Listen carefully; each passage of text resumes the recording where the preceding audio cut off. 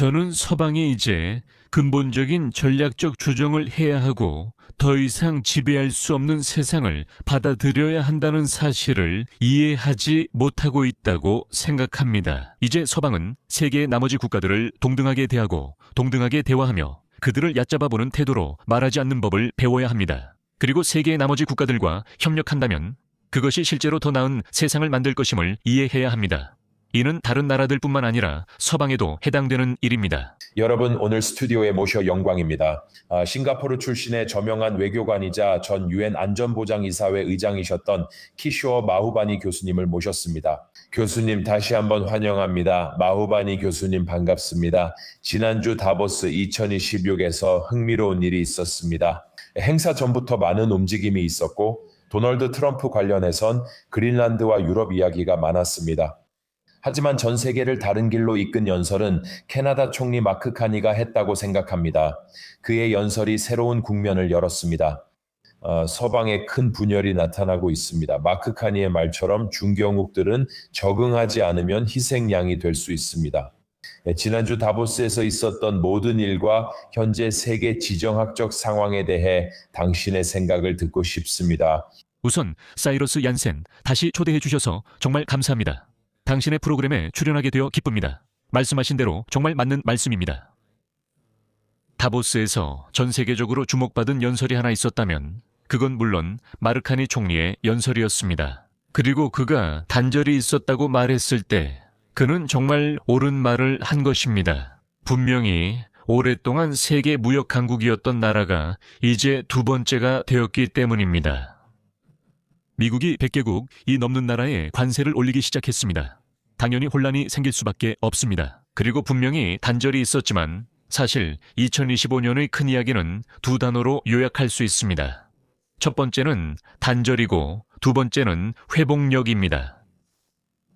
2025년에 주목할 만했던 점은 미국이 100개국이 넘는 나라에 관세를 인상했을 때 전 세계 무역 시스템이 무너졌어야 했다는 것입니다.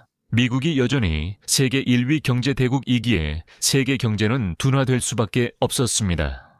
세계 무역은 감소했어야 했지만 놀랍게도 세계 경제는 계속 성장했고 똑같이 중요한 것은 세계 무역도 계속 성장했다는 점입니다. 그리고 그것은 보여줬습니다. 알다시피 100 알죠? 유엔에는 193개국이 있습니다. 유엔에서 미국이 관세를 인상하기로 결정했습니다. 192개국은 관세를 인상하지 않기로 결정했습니다. 이것은 매우 이례적입니다. 미국은 지금까지 세계 질서의 리더십을 제공해왔기 때문입니다. 그리고 미국이 무엇을 하든 사람들은 이게 옳은 일인가 보다 우리도 따라가자라고 말했지만 이번에는 단 한 나라도 미국을 따르지 않았습니다. 놀랍게도 각국은 여전히 자유무역을 믿는다고 결정했습니다. 그리고 실제로 그들은 미국과의 무역 손실을 보상하려고 더 많은 자유무역 협정을 체결하기 시작했습니다. 그리고 아시다시피 1월 27일에 연설합니다. 바로 오늘 인도와 유럽연합이 발표를 했습니다. 참고로 유럽연합은 2025년 내내 인도가 러시아산 석유를 구매하는 것 등을 계속 비판하면서 양측이 갈등을 빚어왔습니다. 그들은 절친한 사이는 아니었지만 오늘 그들은 모든 무역협정의 어머니라고 할 만한 협정을 체결했다고 주장했습니다. 정말 놀라운 일입니다. 왜냐하면 아시다시피 인도는 자유무역협정에 적극적으로 나서는 나라가 아니거든요. 인도는 자유무역협정의 일종의 알레르기가 있는 나라입니다. 하지만 인도가 그런 결정을 내린 건 인도에 부과된 관세에 대한 반응이었습니다. 그래서 인도는 선택지를 늘리겠다고 했습니다. 그래서 전 세계의 나라들이 모두 자신들의 선택지를 늘리고 있고 서로 간의 무역 흐름도 모두 증가시키고 있습니다. 그래서 그런 의미에서 어떤 면에서는 만들어진 단절이 오히려 세계의 더 큰 회복력으로 이어질 수도 있습니다. 저도 그 말이 좋아요. 교수님, 한마디 덧붙이자면요. 지난주 유럽연합과 남아메리카 내 주요 국가 간의 새로운 무역협정이 체결됐습니다. 브라질과 아르헨티나 포함해서요. 우루과이, 파라과이도 포함된다고 봅니다. 전체적으로 보면 제 생각에는 약 7억 명 정도가 그 무역협정에 참여하게 될 것 같습니다. 그래서 역사상 가장 큰 협정 중 하나입니다. 지금 우리가 보는 흐름이 이렇다고 생각합니다. 많은 나라들이 특히 불안정한 시기엔 다른 선택지를 찾고 있습니다. 교수님, 질문이 있습니다. 교수님은 글로벌 다수, 즉 글로벌 사우스 국가들에 대해 자주 말씀하시고 이를 서방 세계와 대조해 이야기하십니다. 우리는 브릭스가 글로벌 사우스 외교를 확장하는 방식, 새로운 무역 협정, 쇠퇴하는 서방과 서구 도덕성에 대해 살펴봅니다. 서방이 정말 길을 잃었다고 보시나요? 제 말은 그들이 이 상황을 뒤집고 다시 리더가 될 수 있는 기회가 있다고 보시나요? 아니면 이제 흐름이 바뀌어서 우리가 새로운 세상을 맞이하고 있는 건가요? 있잖아요. 저는 방금 보스턴에 있는 터프츠 대학교의 플래처 스쿨에서 발행하는 플래처 포럼의 기고문을 발표했습니다. 그리고 그 기사 제목은 모든 문명은 평등하다입니다. 그리고 제가 그 기사를 발표한 이유는 전 세계 인구의 12%, 즉 서구에 사는 12%의 인구에게 말하고 싶었기 때문입니다. 제발 도덕적으로 우월하다는 착각에서 벗어나 다른 문명들을 동등하게 대우해 주세요. 더 이상 그들을 깔보지 마세요. 서구가 세계 역사를 지배하던 시대는 끝났고 이제 서구는 더 이상 전 세계에 조건을 강요할 수 없습니다. 그리고 이 점을 분명히 보여주는 두 가지 통계를 말씀드리겠습니다. 네. 2000년 21세기가 시작될 때 유럽연합의 전체 경제 규모는 중국보다 8배나 컸습니다. 8배나 컸죠. 현재 두 경제 규모는 비슷하며 2050년에는 유럽연합이 중국의 절반이 될 것입니다. 하지만 유럽 지도자들, 예를 들어 반데어 라이엔이나 카야 칼라가 연설할 때 그들은 아직도 자신들이 중국보다 8배 크다고 생각하지만 이제 중국의 절반 수준이 될 준비를 해야 합니다. 그것이 2050년의 현실입니다. 그리고 또 비교할 만한 두 나라가 있는데 이건 비교할 가치가 있습니다.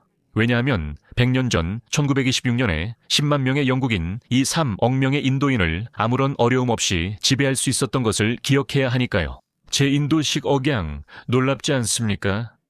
하지만 다시 말해서 2000년만 해도 영국 경제가 인도 경제보다 3.5배나 더 컸지만 오늘날에는 인도 경제가 더 큽니다. 그리고 2050년이 되면 인도는 영국보다 4배 더 커질 것입니다. 그러니까 상상해보세요. 21세기가 시작된 2000년에는 영국이 인도보다 3.5배 더 컸습니다. 그런데 세기 중반이 되면 인도가 이제 영국보다 4배 더 커지는 겁니다. 이것이 중국과 인도의 재부상으로 세계에 일어나는 구조적 변화들입니다. 서구는 이 현실을 아직 인식하지 못했습니다. 사실 저는 서구의 최고의 친구일 수도 있습니다. 왜냐하면 아시다시피 서구가 근본적인 변화가 있다는 사실을 계속 부정하고 이 새로운 세계에 적응하기를 거부하면서 잘못된 방향으로 가고 있다는 것을 제가 볼 수 있기 때문입니다. 저는 이제 서구가 다른 문명을 동등하게 대하는 것이 이익이라고 말합니다. 맞아요. 그 통계는 정말 강력하네요. 이런 변화가 놀랍습니다. 저도 마찬가지입니다. 우리가 지정학을 공부하는 이유는 21세기가 아시아의 세기임을, 특히 중국과 인도의 부상을 알기 때문입니다. 그리고 확실히 저는 이것이 거의 예전으로 돌아가는 것이라고 생각합니다. 왜냐하면 중국은 분명히 수백 년 전 세계에서 가장 큰 경제였으니까요. 그리고 나서 중국은 쇠퇴했지만 이제는 중국의 부흥이 일어나고 있습니다. 이제 중국에 대해 이야기해 봅시다. 그리고 특히 미중 관계에 대해 이야기해 봅시다. 워싱턴, 즉 정책 이반자들이 중국에 대해 가지고 있는 가장 큰 오해가 무엇이라고 생각하시는지 의견을 듣고 싶습니다. 2026년 미국과 중국 경쟁이 어떻게 전개될 것으로 보십니까? 그런데 말씀하신 통계와 중국, 인도에 대한 내용도 맞는 말씀입니다. 기원전 1년부터 1820년까지 2000년간 세계 최대 경제는 항상 중국과 인도였습니다. 그래서 이번 세기 중반쯤이면 우리는 역사적인 정상 상태로 돌아가는 것입니다. 그러니 이것은 부자연스러운 일이 아니라 자연스러운 발전입니다. 하지만 물론 이제 세계에는 세 번째 강대국이 있습니다. 바로 미국이고 분명히 미국입니다. 미국을 절대로 과소평가해서는 안 됩니다. 미국은 강력한 경제력을 지닌 세계 최대 경제 대국이므로 항상 존중해야 합니다. 하지만 동시에 아시다시피 2025년에는 많은 지정학적 놀라움이 있었습니다. 하지만 아마도 가장 큰 놀라움은 중국이었고 중국의 경우에는 아시다시피 중국이 정말 힘든 시기를 겪었습니다. 지난 200년 동안 그리고 한 세기 동안 굴욕을 겪었습니다. 1842년 제1차 아편전쟁부터 1949년 중화인민공화국 수립까지입니다. 그래서 200년 동안 사실상 괴롭힘과 압박을 당한 끝에 마침내 2025년에 중국은 동등한 강대국인 미국에 맞서 방역할 수 있게 되었습니다. 그리고 네가 날 해칠 수 있으면 나도 널 해칠 수 있다고 말하게 된 거죠. 그래서 중국이 희토류와 자석 공급을 중단하기로 한 결정은 미국 경제에 정말 막대한 피해를 줄 수 있었던 겁니다. 그래서 놀랍게도 연초에 시작됐을 때 아시다시피 4월과 5월에 관세가 있었죠. 그때 미국이 중국에 부과한 관세가 145%까지 올랐습니다. 연말에 양측은 휴전에 합의했습니다. 미국-중국 관계에 관한 책은 바로 제 뒤에 있습니다. 중국이 승리했을 때 저는 전혀 예상하지 못했습니다. 중국이 이제 이렇게 강해져서 맞설 수 있을 거라고는 생각하지 못했습니다. 그래서 역설적으로 전 세계가 혼란을 겪게 될 시기이긴 하지만 적어도 중국과 미국 사이에서는 오히려 비교적 안정적인 한 해가 될 수도 있습니다. 도널드 트럼프 대통령은 현실주의자이기 때문입니다. 그는 벽에 부딪혀도 계속 들이받지 않습니다. 그는 현재 중국이 방역할 위치에 있음을 압니다. 그가 말했듯이 한국에서 회의 후 4월에 중국을 방문할 예정이라고 했습니다. 맞죠? 그래서 미국과 중국 사이에 어느 정도 안정성이 보일 수도 있습니다. 저도 그 답변이 마음에 듭니다. 저희도 비슷한 흥미로운 분석을 했거든요. 작년에 관세 전쟁이 시작됐을 때 모든 나라가 관세의 영향을 받았고 많은 나라들이 이에 맞서지 못했습니다. 예를 들어 제 아내는 캐나다 출신입니다. 캐나다는 미국에 대해 그런 영향력을 갖고 있지 않아서 맞서 싸울 수가 없습니다. 하지만 중국은 실제로 당당하게 맞섰죠. 중국은 보복 관세로 대응했습니다. 미국이 100으로 올리면 중국도 100으로 맞섰습니다. 150으로 올리면 중국도 150으로 맞섰습니다. 그렇게 상황이 정말 격화될 때까지 계속됐죠. 그리고 결국 트럼프가 이를 되돌릴 수밖에 없었습니다. 왜냐하면 미국이 그리고 중국이 그들은 자연스럽게 협력할 수밖에 없습니다. 트럼프가 현실주의자라는 점이 중요한 메시지입니다. 그는 중국이 우리에게 큰 영향력과 지렛대를 가진다는 걸 깨닫고 그걸 봐서 좋았다고 했습니다. 참고로 중국은 관세뿐만 아니라 다양한 방식으로 대응했습니다. 제가 언급했듯이 사실 중국은 관세를 100% 이상 올리는 것을 멈췄습니다. 왜냐하면 솔직히 100%를 넘어서면 의미가 없기 때문입니다. 맞는 말이죠. 무역이 그냥 멈춰버렸으니까요. 그래서 중국은 145%에 맞추려고 하진 않았습니다. 하지만 대응은 했죠. 아시다시피 희토류와 자석 공급을 끊으면서 대응했는데 그게 정말 큰 타격이었습니다. 네, 그건 정말 큰일이었죠, 교수님. 미국과 그 외교 정책에 대해 이야기하고 싶습니다. 왜냐하면 작년에 아주 흥미로운 일이 일어났기 때문입니다. 우리는 미국이 실제로 새로운 국가 안보 전략을 발표하는 것을 보았습니다. 그 전략은 미국이 아시아에서 후퇴하고 러시아와 중국을 더 이상 주요 위협으로 보지 않는다고 밝혔습니다. 그리고 이제 미국이 자국 영향권에 집중하는 모습이 보입니다. 미국이 서방우에서 더 큰 힘을 가질 것 같습니다. 미국이 마두로와 베네수엘라를 겨냥하는 걸 분명히 봤습니다. 우리는 도널드 트럼프가 콜롬비아, 쿠바, 멕시코를 위협하고 그린란드 합병까지 시도한 것을 봤습니다. 덴마크와 협상이 성사돼 대통령이 만족해 보여도 세계가 서로 다른 영향권으로 분열된다고 생각하십니까? 중국은 아시아를 영향권으로 둘 것입니다. 미국은 자기 세계에 머물 거라고 하셨는데 앞으로 세계가 그렇게 분열될까요?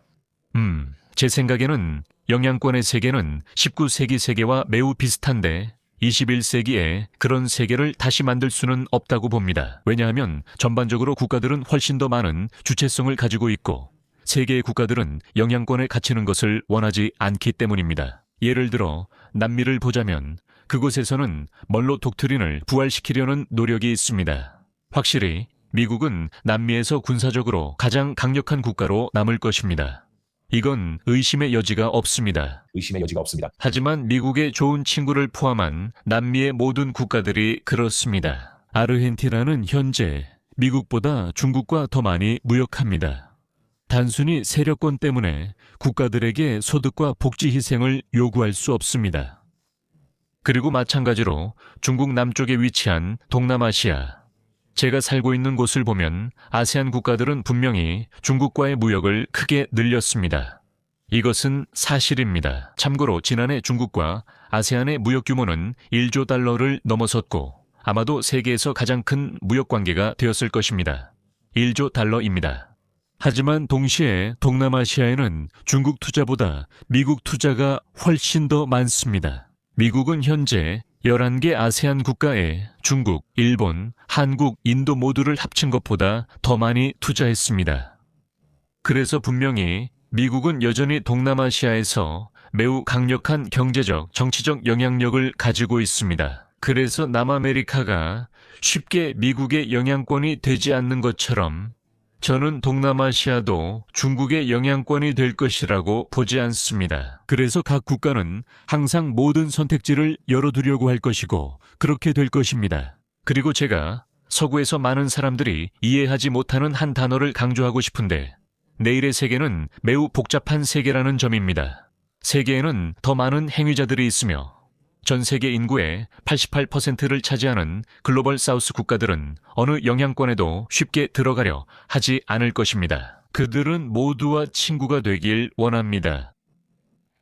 글로벌 경제에 살고 있으니 모든 나라가 서로 비즈니스 하는 것이 좋은 정책이라고 생각합니다. 저는 항상 말합니다. 우리는 중국과 미국 모두와 비즈니스를 원합니다. 두 나라는 세계 최대 경제 대국이죠. 특히 중경국이라면 더욱 그렇습니다. 캐나다 총리 말처럼 당신의 선택은 늘 최선입니다. 양쪽과 협력하며 함께 공존할 방법을 찾으려는 것이죠. 교수님, 이제 중국 얘기로 넘어가죠. 최근 큰 뉴스 중 하나가 작년 무역 흑자가 1조 2천억 달러를 넘었다는 점입니다. 이것이 중국에게 문제가 된다고 생각하십니까? 그렇게 보시나요? 중국 경제에 대한 교수님의 기대와 2026년에 중국이 어떻게 나아갈지에 대한 생각을 듣고 싶습니다. 중국에 대해 구체적으로 어떻게 생각하십니까? 중국 경제의 이야기는 복합적입니다. 중국 경제는 성장 중이지만 아주 빠른 속도는 아닙니다. 소비자 심리는 침체되어 있고 부동산 거품도 아직 해결되지 않았습니다. 그래서 국내적으로는 경제가 상당히 둔화되었습니다. 하지만 대외적으로는 중국 경제가 확실히 훨씬 더 경쟁력을 갖추게 되었습니다. 그래서 아시다시피 1조 달러가 넘는 사상 최대의 무역 흑자를 기록했습니다. 하지만 저는 중국 지도자들이 그 점을 이해할 만큼 충분히 노련하다고 생각합니다. 만약 중국이 수입은 많이 하지 않고 수출만 계속 많이 한다면 그것은 중국에 대한 정치적인 반발을 불러일으킬 것입니다. 맞아요. 각국은 저도 제 일자리를 지켜야 합니다. 라고 할 거예요. 그래서 중국이 전 세계에서 더 많은 상품을 실제로 수입하려고 노력하는 것이 중국의 국익에 부합합니다. 공정하게 말하면 그들도 몇 가지 조치를 취했습니다. 그래서 미국이 아프리카 국가들에게 주었던 모든 관세 혜택을 철회했을 때 중국은 모든 아프리카 국가들에게 무관세를 적용했고 최빈계도국에도 무관세를 적용했습니다. 저는 2달 전 상하이에 있으면서 그 사실을 알게 됐습니다. 중국은 세계에서 유일하게 중국 국제 수입 박람회라는 행사를 개최하는 나라입니다. 그들은 각국을 초대해 팔고 싶은 것을 알려주면 수입하겠다는 박람회를 엽니다. 저는 중국 국내 경제가 회복될 것이고 소비자 심리도 다시 긍정적으로 돌아올 것이라고 믿습니다. 그리고 결국 중국이 세계에서 가장 큰 소비 시장을 갖게 될 것이라고 생각합니다. 그리고 세계에서 가장 큰 소비 시장이 다른 나라들로부터 훨씬 더 많은 상품을 수입하기 시작한다면 그것은 중국에게도 좋고 전 세계에도 좋은 일이 될 것입니다. 지금의 막대한 무역 흑자는 일시적 현상이라고 봅니다. 다른 나라들이 중국과의 큰 무역 적자를 계속 감수할 수는 없기 때문입니다. 네, 저도 동의합니다. 교수님, 실제로 중국이 이에 대응하는 걸 다보스에서 봤습니다. 연설을 했던 중국 지도자는 우리는 세계의 공장이 되기를 원하지만 동시에 세계의 시장이 되기를 원한다고 말했습니다. 그리고 우리는 다른 나라의 상품과 서비스도 더 많이 환영하고 싶다고 했습니다. 흥미로운 점은 국제 수입 박람회를 실제로 개최하는 나라는 중국뿐이라는 것입니다. 그 점에 집중하는 것은 중국에 좋다고 생각합니다. 당신 생각을 듣고 싶어요. 우리 이야기해봐요. 제가 보기에는 가장 큰 이슈는 분명히 대만일 것 같습니다. 그리고 당신이 어떻게 생각하는지 중국과 대만 상황에 대한 당신의 의견을 듣고 싶습니다. 올해 초 시작된 여러 수사가 실제로 그런 것 같습니다. 도널드 트럼프가 베네수엘라에 조치를 하거나 그린란드를 차지하면 중국에 어떤 신호가 될까요? 대만이 위험합니까? 미중 관계에서 대만에 대한 당신의 의견이 궁금합니다. 저는 서방의 대만 관련 논평이 너무 단순하거나 무지하다고 생각합니다. 안타깝게도 정말 놀라운 건 뉴욕타임스나 이코노미스트처럼 매우 수준 높은 국제 신문들도 있다는 점입니다. 그리고 그들은 중국과 대만 문제를 논의할 때 매우 피상적으로 생각합니다. 맞아요. 알고 계시죠? 대만이 미중 관계에서 단연코 가장 위험한 문제라는 점은 의심의 여지가 없다는 것을 강조해야 합니다. 대만이 독립선언 시 중국이 전쟁을 선포할 것이기 때문입니다. 참고로 대만은 구력의 세기의 마지막 상징입니다. 대만은 1895년 청일전쟁에서 중국이 패배하며 중국에서 분리됐기 때문입니다. 그래서 통일이라는 목표는 절대적이며 중국은 그 목표에서 결코 흔들리지 않을 것입니다. 하지만 동시에 중국인들은 분명히 세계에서 가장 정교한 지정학적 사고를 가진 사람들입니다. 그래서 나무에 익은 열매가 달려있는 걸 보면요. 그리고 그게 곧 떨어질 것 같다면 왜 굳이 긴 칼을 찾아서 그걸 잘라내려고 애쓰겠습니까?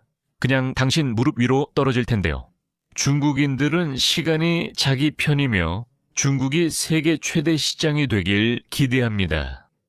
아까 저와 당신이 언급했듯이 전 세계 나라들에게 물어본다면 중국을 지지하겠습니까? 아니면 타이완을 지지하겠습니까? 라고요. 당연히 그들은 중국을 지지하겠다라고 말할 겁니다.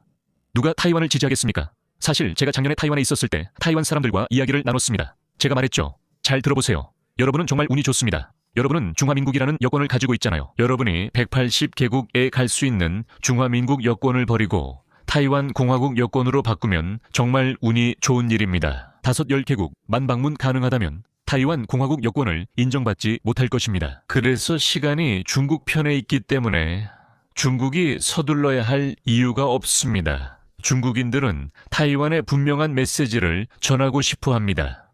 이는 타이완 대통령이 독립 성향이 강하기 때문입니다. 그는 타이완 국민들이 독립을 지지하지 않지만 인도 독립을 지지합니다. 그러나 그에게 메시지를 보내려는 것입니다. 중국은 타이완 주변에서 매우 강력한 군사훈련을 실시하면서 생각도 하지 마라라는 메시지를 보냅니다. 그리고 어떤 면에서는 이러한 대규모 중국 군사훈련이 실제로 매우 유용하기도 합니다. 타이완인과 미국인 모두에게 상기시키려는 것입니다. 솔직히 말해 미국인 중에는 타이완 독립을 뒤에서 촉진하려는 이들이 있기 때문입니다. 그들이 그렇게 하는 것이 이익에 맞는지 다시 생각해야 합니다. 그래서 저는 타이완 전쟁이 일어나지 않을 것이라 확신합니다. 아주 좋습니다. 저도 동의합니다. 정말 훌륭합니다, 교수님. 이제 유럽으로 넘어가고 싶습니다. 저는 러시아 우크라이나 갈등과 이에 관여한 유럽 연합에 대해 이야기하고 싶습니다. 제 말은 이 전쟁은 여러 해 동안 계속되어 왔고 주기적으로 반복되고 있습니다. 때로는 젤렌스키가 백악관에 있을 때도 있고 그럴 때면 모든 헤드라인이 우크라이나에 관한 이야기로 가득하죠. 분명히 지난 몇 주 동안 2026년이 시작되면서 정말 많은 지정학적 이슈들이 있었습니다. 베네수엘라, 그린란드, 다보스 그리고 중국까지 있습니다. 하지만 저는 지금 가장 중요한 지정학적 질문으로 돌아가고 싶습니다. 러시아 우크라이나 전쟁이 앞으로 어떻게 전개될 것으로 보십니까? 2026년에 전쟁이 끝날 것으로 보시나요? 유럽이 계속 러시아와 문제를 겪는 상황은 어떻게 생각하십니까? 모두가 우크라이나 전쟁이 이렇게 오래 끌 줄은 예상하지 못했다고 생각합니다. 그리고 여기서 공로는 인정할 부분이 있다고 봅니다. 많은 우크라이나인들이 불리한 상황에서도 러시아군에 맞서 열심히 싸우고 있다는 것은 분명합니다. 그리고 저는 키이우의 사람들이 지금 혹독한 추위를 겪고 있다는 것을 알고 있습니다. 그들은 진정한 결의를 보여주고 있습니다. 하지만 아시다시피 지정학에서는 용기만으로는 충분하지 않습니다. 지혜도 필요합니다. 그리고 안타깝게도 우크라이나인들은 유럽의 동료들에게 러시아와 불필요한 경쟁을 하도록 부추김을 받았습니다. 왜냐하면 언제 그런 일이 있었는지 아시나요? 2008년에 유럽인들은 나토 성명서에 우크라이나와 조지아가 나토 회원국이 될 수 있다는 문장을 넣는 데 동의했습니다. 그들이 금지선을 넘었죠. 맞나요? 역설적으로 모스크바 주재대사이자 CIA 전 국장인 그는 우크라이나가 모든 금지선의 중심이라며 이미 경고가 있었다고 했습니다. 유럽인들이 나토 확장에 동의한 건 매우 어리석었습니다. 그리고 제가 말씀드릴 수 있는 것은 유럽인들이 트럼프 대통령이 푸틴 대통령과 합의에 도달할 가능성에 대해 두려워하고 있다는 사실을 알고 있다는 것입니다. 그래서 그들은 계속 방해했고 그것이 지혜 부족을 보여줍니다. 왜냐하면 트럼프 대통령이 2025년에 알래스카에서 푸틴 대통령을 만나기로 결정했을 때 유럽인들은 그 만남을 막으려고 하기보다는 환영했어야 했기 때문입니다. 지정학적으로 세련됐다면 모두 비행기로 푸틴 대통령에게 우리도 대화하러 갑니다라고 했어야 합니다. 결국 유럽인들은 러시아와 함께 살아가야 한다는 사실을 받아들여야 합니다. 앞으로 100년뿐만 아니라 1000년 동안도 말이죠. 그리고 러시아를 굴욕시키고 러시아의 국익을 훼손하는 조건을 받아들이게 만들 수 있다는 생각은 그저 불가능한 일입니다. 그리고 어떤 식으로든 우크라이나 문제에 대해 타협이 이루어져야 합니다. 그리고 아시다시피 제가 포린 폴리시에 2025년 초 발표한 유럽 생각할 수 없는 것을 생각할 시간이라는 글이 있었습니다. 그 글은 2025년 포린 폴리시 인기기사 상위 10위에 올랐고 저는 유럽이 불가능하다고 여겼던 것을 고민해야 한다고 주장했습니다. 솔직히 이제 러시아와 대화를 시작해야 하며 전쟁 후 그들은 대화하지 않았습니다. 네, 교수님, 지혜에 관한 말씀 인상 깊었습니다. 지정학에서 지혜와 상황 이해가 필요합니다. 저도 동의해요. 처음부터 위험 신호가 보여서 정말 좋았어요. 하지만 푸틴과 트럼프가 알래스카에서 만났을 때 교수님 말씀처럼 유럽 지도자들도 반드시 그 자리에 있었어야 했습니다. 그들은 정말로 거기에 있었어야 했습니다. 언젠가는 외교와 협상으로 새 합의가 필요하기 때문입니다. 우리는 2026년에 그 모습을 기대합니다. 교수님께 흥미로운 질문이 있습니다. 교수님이 서방 지도자들에게 비공식적으로 조언한다면 앞으로 10년간 그들이 간과하거나 무시하는 주요 글로벌 충격은 무엇이라고 보십니까? 제가 생각하기에 서방 지도자들이 해야 할 가장 근본적인 변화는 나머지 세계를 더 큰 존중심으로 대하는 것입니다. 서구 문명은 지난 200년 동안 분명히 전 세계의 다른 모든 문명보다 뛰어났지만 그것은 일종의 예외적인 현상이었습니다. 우리는 이제 여러 성공적인 문명들이 존재하는 정상 상태로 돌아가고 있습니다. 이번 세기 중반에는 서구의 힘과 영향력이 지금보다 크게 줄 것입니다. 이 변화는 막을 수 없습니다. 좋아요. 이미 통계 자료를 드렸으니 서구가 나머지 세계를 더 존중하는 것이 현명할 것입니다. 그리고 한쪽이 다른 쪽을 지배하는 것이 아니라 평등에 기반한 새로운 파트너십을 구축하려고 노력해야 합니다. 저는 이것이 특히 유럽의 기회라고 생각합니다. 그런데 유럽이 인도와 협정을 체결한 것을 기쁘게 생각합니다. 그리고 그것이 중요한 돌파구라고 생각합니다. 유럽연합은 다자주의를 신봉하지만 트럼프 대통령 시절 미국은 그렇지 않았다는 걸 우리는 알고 있습니다. 그래서 유럽 지도자들이 함께 모여 세계의 주요 다자기구들을 지지할 수 있다면 좋겠습니다. 제 말은 UN, 세계무역기구, 세계보건기구 같은 곳을 말하는 겁니다. 그리고 아니요라고 하는 거죠. 설령 미국이 이런 다자기구들에서 물러난다 해도 우리는 이 다자기구들에 대한 지지를 재확인하고 지지를 더욱 강화할 것입니다. 유럽연합이 다자기구를 강화하면 글로벌 사우스 내 위상이 크게 높아질 것이라 장담할 수 있습니다. 정말 강력하네요. 저도 정말 인상 깊었습니다. 자, 교수님, 이제 마무리할 시간이 다가왔습니다. 이 멋진 대화에 진심으로 감사드립니다. 교수님의 통찰을 들을 수 있어 늘 기쁩니다. 시간 내주셔서 진심으로 감사드립니다. 교수님, 마지막으로 여쭙겠습니다. 2026년에 계획이 있으신가요? 혹시 새로운 책을 준비 중이신가요? 아니면 전 세계를 더 많이 여행하실 계획이 있으신가요? 앞으로의 계획과 근황을 말씀해 주세요. 저는 올해 꼭 또 다른 책을 쓸 계획이고 그 책은 제가 플래처 포럼에 썼던 모든 문명은 평등하다라는 에세이를 바탕으로 할 예정입니다.